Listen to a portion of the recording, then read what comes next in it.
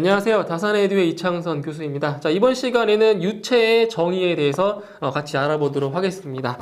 먼저 이제 유체의 정의를 이제 그 교재에 나와 있는 내용을 한번 볼게요.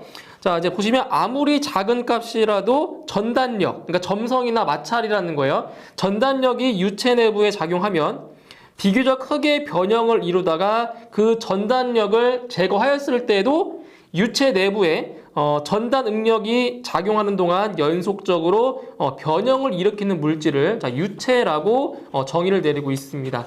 그럼 여기서 우리 지금 소방 유체 역학을 이제 배우고 있는데, 그럼 과연 유체라는 것이 무엇인지가 상당히 궁금하실 거예요, 그죠? 유체가 대체 뭐냐? 그러면 이 유체를 보시면 이 유자는 이제 흐를 유자가 되고요. 한자로 따졌을 때 흐를 유자고, 체는 이제 물체할 때 그 체를 말하는 거예요. 그래서 유체는 흐르는 물체를 말하는 겁니다. 자, 그럼 여기서 보세요. 자, 유체예요. 자, 유체의 정의인데, 자, 물체를 크게 세 가지로 우리가 분류할 수가 있어요. 물체를 크게 이렇게 세 가지로 분류할 수가 있는데, 자, 고체가 있고요. 그 다음에 액체가 있어요.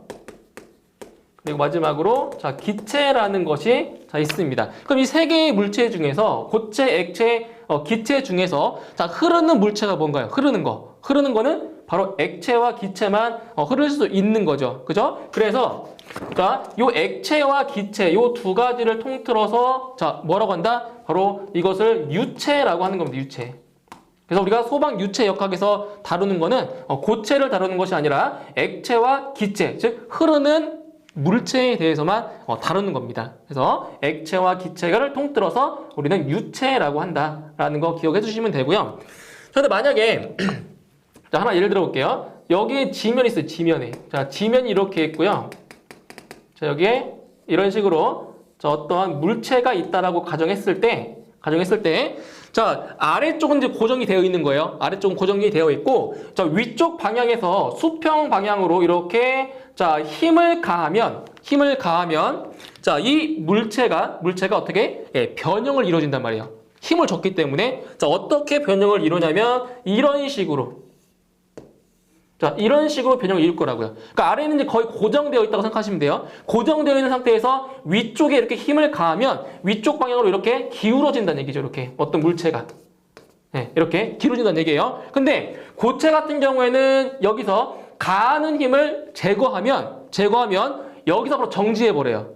정지해버리지만 액체나 기체 같은 경우에는 이러한 전단력을 힘을 제거시켜도 계속적으로 연속적으로 변형을 유지된다는 얘기예요. 자, 쉽게 생각해 무슨 얘기냐면 왜 비행기 있죠, 비행기. 자, 비행기가 이제 그 하늘을 나를 때 보면 막 구름을 가르면서 날아잖아요. 그죠? 그러면 비행기가 지나간 자리는 그 자리에 뭐 구름 같은 것들이 그 비행기가 지나감으로써 변형을 이루었다가 다시 원래 상태로 돌아온단 말이죠. 변형을 이뤄서. 그리고 그 보트. 자, 물에서 보트를 탈 때 물 위를 보트가 지나가고 있어요. 지나갈 때 그 물이 어떻게 돼요? 막 움직이죠, 그죠? 이렇게 퍼진단 말이에요. 퍼지다가 보트가 지나가고 나면 다시 원래대로 돌아온단 말이죠. 그러니까 잔잔하게 이렇게 변형을 이룬단 말이죠. 그래서 이 유체 같은 경우에는 이러한 전단력을 제거해도 그 변형이 연속적으로 이루어지지만 이 고체 같은 경우에는 이러한 전단력을 제거시키면 바로 정지해버린다는 겁니다. 그러니까 연속적으로 변형을 이루어지지 않는다는 거, 그 차이점이 있어요. 그래서 한마디로 얘기하면 요 흐르는 액체와 기체를 통틀어서 유체라고 정의를 하는 겁니다. 그래서 이번 시간부터 다시 액체와 기체에 대해서 바로 공부를 이제 하는 겁니다. 자, 그럼 두 번째 보시면 유체를 이제 분류할 수가 있는데, 유체를 어떻게 분류할 수 있냐면 크게 세 가지로 분류할 수가 있는데, 이게 첫 번째 유체의 정의고요. 자, 두 번째는 유체의 분류예요. 유체의 분류. 자, 여기 부분도 시험에 자주 출제가 되고 있는 부분입니다. 자, 첫 번째 내용을 보시면 첫 번째로는 밀도 변화에 따른 분류입니다. 밀도. 자, 밀도 변화에 따른 유체의 분류인데, 여기서 주위의 압력 변화에 따라서 최적이 변하지 않느냐에 따라서 바로 압축성 유체와 그리고 비압축성 유체로 분류할 수가 있어요. 압축성 유체. 자, 압축성 유체와 그리고 비압축성 자, 유체로 자, 분류할 수가 있다라는 겁니다. 그러니까 자, 주위의 압력의 변화에 의해서 최적, 즉 부피가 변하면 압축성 유체인 거고 부피가 변하지 않으면 바로 비압축성 유체라는 거예요. 근데 여기서 자, 좀 전에 말씀드렸지만 밀도 변화에 따른 자, 유체의 분류라고 했어요. 근데 여기서 우리가 뭘 할 수 있냐면 자, 밀도는 부피분의 질량이라고 했죠? 그죠? 밀도는 부피분의 질량이에요. 그럼 여기서 이 질량 자체는 변한다, 안 변한다? 질량 자체는 안 변해요. 그죠? 그럼 여기서 질량은 안 변하고 밀도와 부피의 관계인데 자, 지금 부피가 커지면 밀도는 작아진다라고 했고요. 반비례하기 때문에 자, 반대로 부피가 작아지면 밀도는 뭐한다? 밀도는 커진다라는 거예요. 그렇죠? 반비례하기 때문에. 그러니까 결과적으로 밀도의 변화나 최적, 부피의 변화가 똑같은 얘기란 얘기예요. 그래서 외부의 어떠한 압력에 의해서 부피가 변하면 압축성 유체, 변하지 않으면 비압축성 유체다. 이렇게 구분하시면 되는 거예요. 그럼 대표적으로 압축성 유체에는 뭐가 있냐? 압축성 유체에는 바로 기체가 있어요. 기체. 이 기체 같은 경우는 어떤 변수에 의해서 바로 온도와 압력에 의해서 압력 변화에 의해서 이 기체는 부피가 변합니다. 뭐 부피가 커지든지 작아지든지 자, 변한다는 얘기예요. 그런데 액체 같은 경우에는 자, 힘을 가하지 않잖아요. 그러면 이 액체는 부피가 거의 변하지 않습니다. 액체는 비압축성 유체라고 불러요. 일반적으로. 그런데 우리가 상상하기 어려운 정말 큰 힘, 엄청난 큰 힘을 액체에 힘을 가하면 아주 조금 거의 뭐 1%만큼의 부피가 변하긴 해요. 그래서 이렇게 얘기할 수 있어요. 자, 액체는 일반적으로 비압축성 유체이지만 아주 강한 힘을, 자, 강한 힘, 즉 강한 압력. 자, 강한 힘을 가한 액체 같은 경우는 자, 압축성 유체라고 할 수가 있어요. 왜? 어마어마한 힘을 가하면 액체도 부피가 변해요. 줄어들어요. 아주 조금이지만, 미세하지만 변한다는 얘기예요. 자, 그리고 기체는 일반적으로 압축성 유체로 자, 구분이 되는데 자, 아까 뭐라고 했어요? 기체는 온도와 압력의 변화에 의해서 자, 부피가 변한다라고 했어요. 그죠? 그런데 여기서 온도와 자, 압력의 변화가 없다. 자, 압력의 변화가 없는 기체 같은 경우에는 어때요? 네, 부피가 변하지 않기 때문에 이런 경우에는 비압축성 유체라고 말할 수가 있는 거예요. 그래서 일반적으로 기체는 압축성 유체에 해당이 되고요. 그리고 액체는 바로 비압축성 유체가 된다라는 겁니다. 그럼 여기서 자, 압축성 유체에서 이제 어떤 개념이 나오냐? 바로 최적 탄성 계수와 그리고 음속이라는 개념을 알고 계셔야 돼요. 자, 보실게요. 자, 최적 탄성 계수예요.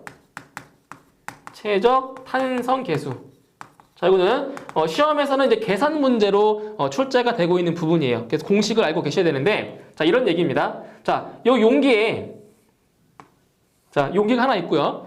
자, 여기 위에 뭐 피스톤. 자, 피스톤이 하나가 자, 이렇게 놓여 있다라고 할게요. 피스톤.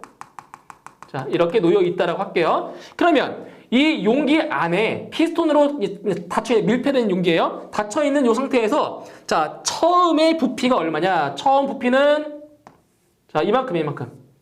자, 이만큼이 부피예요. 부피. 이만큼 이제 채워져 있는 거예요. 어떤 유체가 자, 채워져 있고요. 그럼 여기에서 자, 이 위에서 어떠한 힘을 가했어요. 엄청나게 강한 힘을 눌렀어요.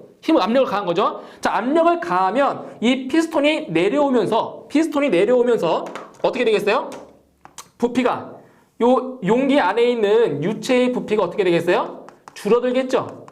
그죠? 줄어들겠죠. 그래서 자, 얼마만큼 줄어들었냐면 자, 이만큼 줄어든 거예요. 자, 처음에 이만큼 있던 유체의 부피가 얼만큼? 이만큼으로 지금 압축이 된 거란 말이에요. 압축이. 압축이 됐어요. 그래서 여기를 자 여기서부터 여기까지 자 여기까지가 바로 델타 V가 되는 거죠. 부피의 변화량. 이만큼이 부피가 지금 변화했잖아요. 그죠? 그리고 여기는 뭐예요? 델타 P만큼. 자 델타 P만큼의 자 압력, 힘을 지금 준 거예요. 줬어요. 자 그럼 여기서 자 최적 탄성 계수는 이제 어떻게 구하냐? 자 최적 탄성 계수 K는 바로 압력의 증가에 따른 최적의 감소율입니다. 최적 감소율. 그 최적 감소율은 자 처음 부피분의 자 감소한 최적이 되는 거죠. 델타 V입니다. 감소한 최적. 이거예요. 근데 지금 이 최적은 어떻게 돼? 부피가 감소하고 있죠. 부피가 감소하고 있기 때문에 바로 여기는 마이너스 4를 붙여주는 거예요. 이 마이너스 4는 뭐라고요? 부피가 감소하고 있는 거예요. 그죠? 감소하고 있기 때문에 이 마이너스라는 값을 붙여주는 거예요. 그리고 델타 P입니다. 압력. 강한 압력이에요. 이게 바로 최적 탄성 계수예요. 계수. 근데 여기서 보시면 지금 부피와 밀도는 뭐 한다고 했어요? 부피와 밀도는 반비례한다라고 했죠. 그죠? 그러면 부피가 변하면 뭐도 변해요? 바로 밀도. 그죠? 예, 부피가 변하면 밀도도 변합니다. 그죠? 그러면 밀도가 감소하면 부피가 감소하면 밀도는 반대로 증가하겠죠. 그죠? 밀도는 증가하죠. 부피가 줄어드니까 그 안에만큼 오밀조밀 다 있는 거예요. 오밀조밀. 그래서 부피가 감소하면 밀도는 반대로 증가한다는 거예요. 그래서 어떠한 공식이 또 만들어지냐면 자, 마이너스예요. 감소하니까 이번에는 델타 로우분의 델타 P가 돼요. 그죠? 그러니까 부피는 감소하니까 마이너스가 된 거고요. 밀도는 증가하기 때문에 여기는 플러스 4가 되는 거예요. 플러스 4. 이런 식으로. 그럼 마찬가지로 또 뭐도 있냐? 비중량. 그죠? 비중량분의 델타 감마 분의 델타 P. 이것도 바로 최적 탄성 계수를 구하는 식인데 일반적으로 우리가 알아야 될 것들은 이것만 이 정도. 예, 이 정도만 알고 계셔도 돼요. 계산 문제로 출제가 돼요. 계산 문제로. 그래서 최적 탄성 계수 K는 마이너스 V분의 델타 V분의 델타 P다라는 거 기억을 해두시고요. 자 그리고 한 가지 더 말씀을 드리자면 이 최적 탄성 계수가 있잖아요. 이거 있죠? 이 최적 탄성 계수에 역수가 있어요. 역수. 그 역수가 뭐냐? 바로 베타분의 1인데 이 베타라는 값이 뭐냐? 이 베타라는 값이 압축률입니다. 압축률. 자, 이거 기억해 두세요. 압축률과 최적 탄성 계수는 어떤 관계에 있다? 역수 관계에 있다. 그럼 무슨 말이에요? 최적 탄성 계수가 크면 클수록 압축률은 작다. 최적 탄성 계수가 작을수록 압축률은 크다. 이러한 관계가 있다는 겁니다. 이 관계 잘 알고 계셔야 돼요. 이게 보기로 나와요, 문제에. 그래서 최적 탄성 계수의 역수는 뭐다? 압축률이다. 꼭 기억을 해두시면 되겠어요. 자, 이제 그 다음에 음속이에요, 음속. 자, 음속. 자, 음속 같은 경우에도 자, 공식만 좀 기억을 해두시면 되는데, 자, 음속이라고 하는 거는 뭐냐면, 자, 어떤 압력파의 그 전파 속도를 이제 음속이라고 하는데, 여기서는 공식만 좀 기억을 해두시면 될 것 같아요. 자, 음속은 자, 루트 로 밀도예요, 밀도. 자, 밀도분의 최적 탄성 계수로 구할 수가 자, 있다라는 겁니다. 이것만 좀 기억해 주세요. 음속은 루트 로우분의 K, 밀도분의 최적 탄성 계수다. 자, 이렇게 해서 공식을 좀 기억하시고 문제 그냥 계산 문제로 푸시면 되기 때문에 여기까지만 기억하시면 될 것 같아요. 자, 됐고요. 자, 그 다음에 두 번째. 자, 첫 번째는 이제 밀도 변화에 따라서 유체를 분류했고요. 자, 두 번째로는 자, 점성 유무에 따른 분류입니다. 점성. 자, 점성 유무에 따른 자, 분류가 돼요. 근데 여기서 이 점성이라고 하는 건 뭐냐면 점성이라고 하는 거는 끈끈한 정도입니다. 끈적끈적한 정도. 그러니까 유체라고 하면 어느 정도 기본적으로 끈끈한 정도가 있어요. 그러면 이 끈끈한 정도, 점성을 한번 이제 따지고 보면 자, 이거 시험에 나왔던 건데 자, 글리세린이라는 게 있어요. 제4류 위험물에 해당되는 게 있어요. 글리세린이라는 것이 있고요. 그 다음에 물이 있고, 자, 공기가 있어요. 다 유체예요, 유체. 그죠? 그럼 여기서, 자, 점성이 제일 큰 게 뭐냐? 가장 끈끈한 게 뭐냐? 바로 글리세린이 제일 클 거고요. 이거 기름이니까 좀 끈끈하단 말이에요. 그죠? 그 다음에 물, 공기. 이러한 순서로 바로 점성의 크기가 나온다는 얘기예요. 그래서 점성이라고 하는 거는 바로 끈끈한 정도를 나타내는 정도입니다. 끈끈한 정도예요. 그래서 이 점성 유무에 따라서 점성이 있으면 실제 유체고요. 실질적으로는 점성이 있죠. 조금씩은. 그죠? 그러니까 점성이 있으면 실제 유체고요. 점성이 아예 없다. 하나도 없다. 이런 것들이 바로 이상유체라고 하고 있습니다. 이상유체. 다시. 점성이 있으면 실제 유체고요. 점성이 없으면 이상유체입니다. 그럼 여기서 점성이 있다 없다 뭐예요? 자, 잘 보세요. 자, 점성이 있다라고 하는 거는 뭐예요? 바로 마찰. 예, 마찰력이 있다라는 거고요. 점성이 없다.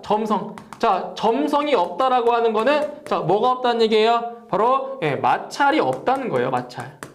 예, 마찰이 없다라는 거죠. 없다.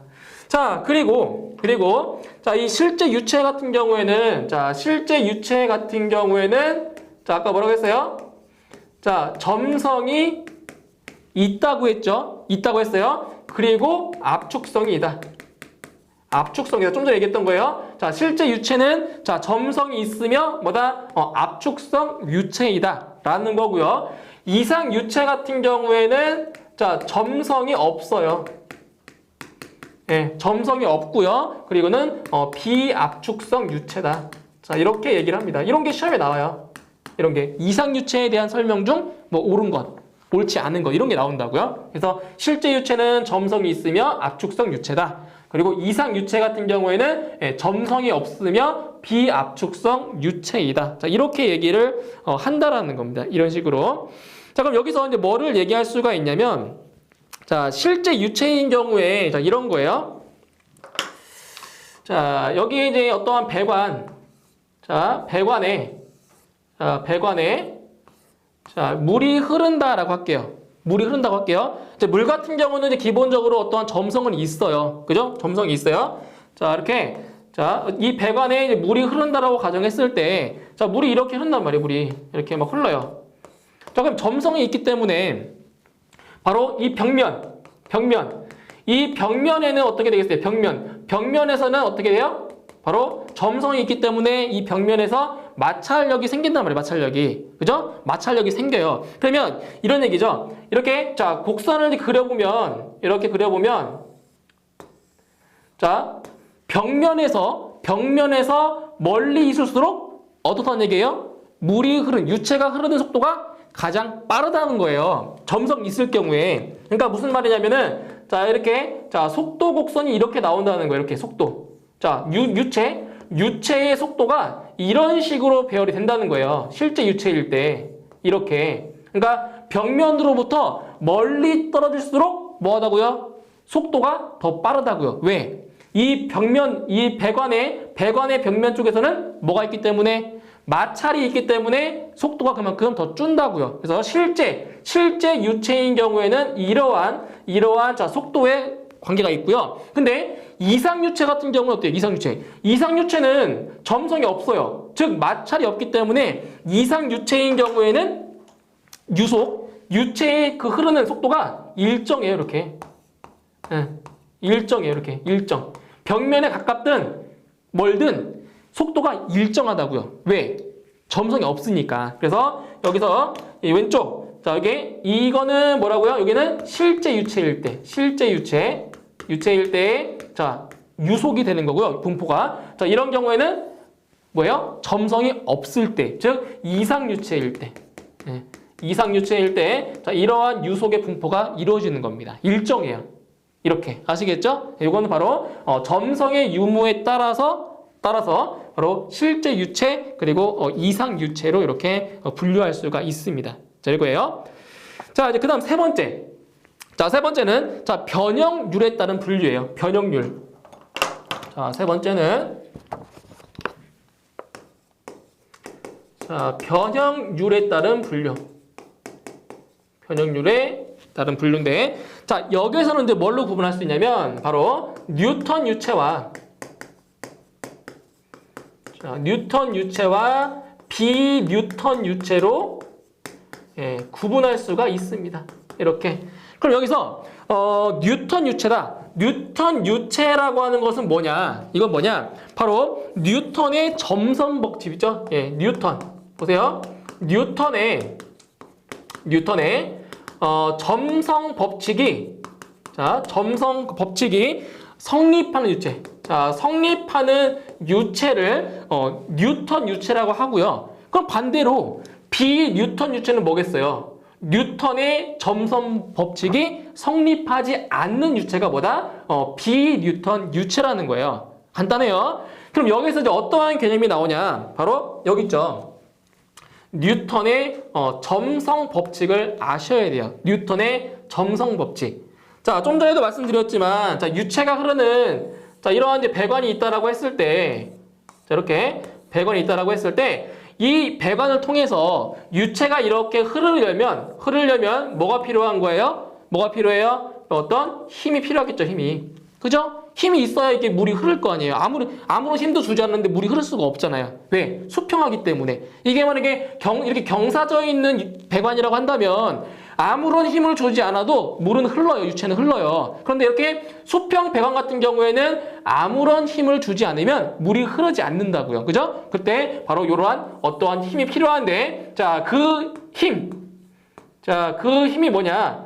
자, 보세요. 지금 이거는 실제 유체예요. 점성이 있는 거예요. 그래서 뭐가 있냐면 바로 바로 이 뮤가 뭐냐면 이 뮤가 바로 점성 계수입니다. 점도. 이 뮤가 바로 점성 계수예요.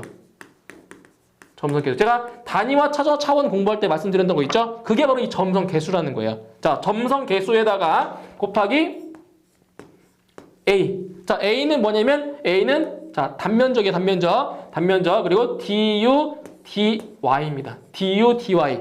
자, 여기서 u라고 하는 거는 유체의 속도, 흐르는 속도가 되는 거고요. 그리고 y라고 하는 거는 자, 이 배관의 벽면 있죠, 벽면. 배관의 벽면에서 자, 배관의 중심. 자, 다시 배관의 벽면에서 배관의 중심까지 떨어진 거리가 요게 y라는 거예요. 그럼 무슨 말이냐면은 자, 이 유체가 배관의 벽면으로부터 가까이 있을수록 이 y값이 얼마가 되는 거예요?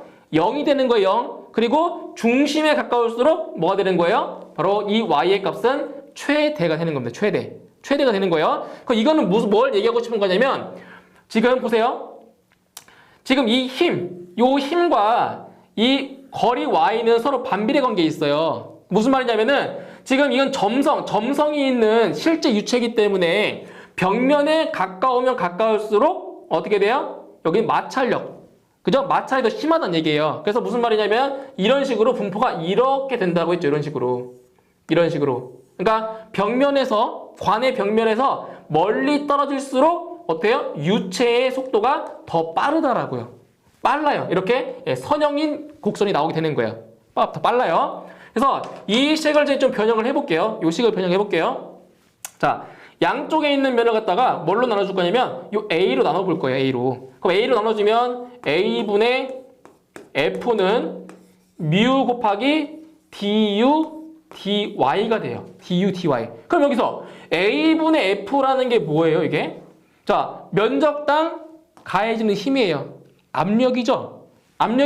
근데 여기서 이 A라는 이 단면적은 자, 헷갈릴 수가 있어요. 이 단면적이라는 게 자, 여기 이거의 단면적을 얘기할까요?